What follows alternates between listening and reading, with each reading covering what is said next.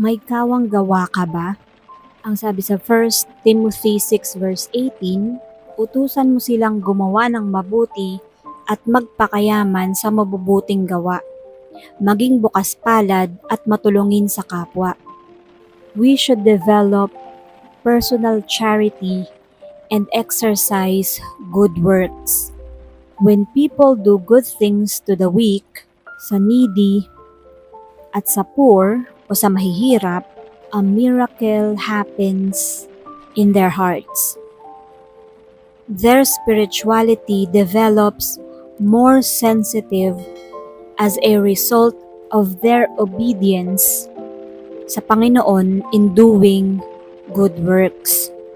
Ang sabi nga sa James 1 verse 27, ang relihiyon na dalisay at walang dungis sa harap ng ating Diyos at Ama ay ito: pagtulong sa mga ulila at sa mga byuda sa kanilang kahirapan, pag-iingat sa sarili upang huwag mahawa sa kasamaan ng mundong ito.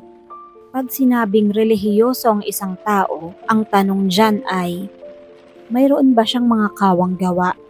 Tumutulong ba siya sa kanyang kapwa, sa mga needy, sa mga deserving, sa mga mahihina at sa mga mahihirap? There will always be the richer and the poorer people. Realidad ito ng buhay. May mayaman, may mahirap, may malakas, may mahina. Kahit na anong sitwasyon pa yan.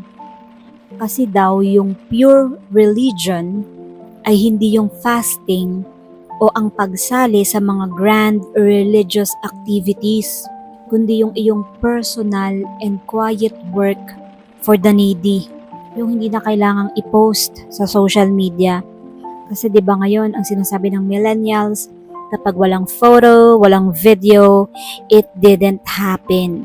So kailangan palaging may resibo, may proof na ginawa mo nga ito, na nangyari nga ito. Pero ang sabi nga ng Panginoon, mas mahalaga ang personal at quiet work, yung good works mo sa mahihina at sa mahihirap, at yung personal kang naninindigang hindi ka marumihan ng sanlibutan at manatiling malinis ang inyong espiritu palagi.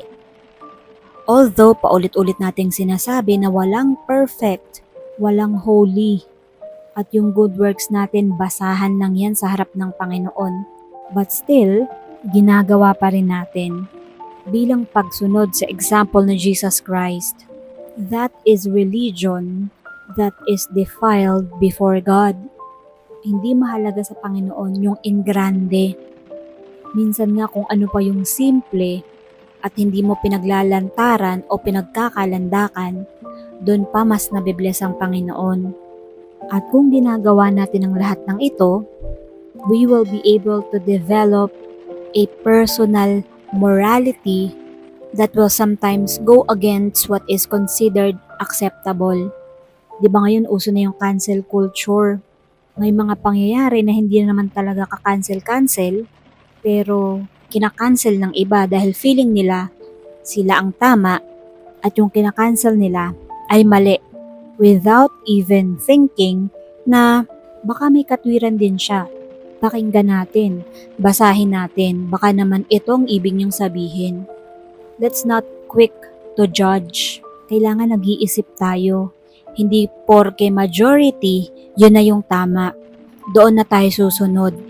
Hindi porke uso, makikiuso na tayo. Kahit hindi naman bagay or kahit na hindi naman talaga natin naiintindihan yung buong pangyayari.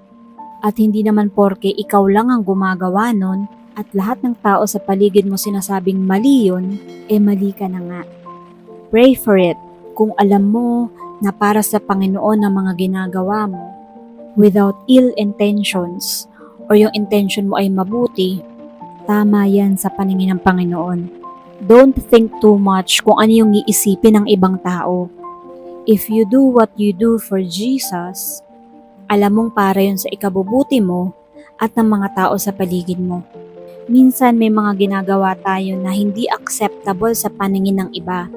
Pero if we have a personal relationship with Jesus, and we know na this is right, Even though it's just you, at lahat ng tao ay nagsasabing mali ka, pangit ang ginagawa mo, pag alam mo sa puso mo na para yan sa Panginoon at tama ang pakiramdam mo and you prayed for it, go for it.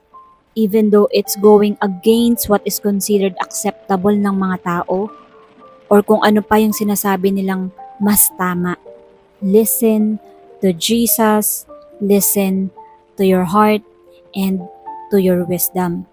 Dapat may wisdom tayo. Hindi tayo dapat lagi nagpapadala sa kung ano ang sinasabi ng society sa atin or ng mga taong sinasabing mas holy sila, mas knowledgeable sila, mas matalino sila, mas magaling sila. Dahil walang kahit na sino ang mas nakatataas sa kanyang kapwa. Maaaring president siya at ikaw ay empleyado, pero sa paningin ng Panginoon, lahat tayo ay pantay-pantay. God bless us all.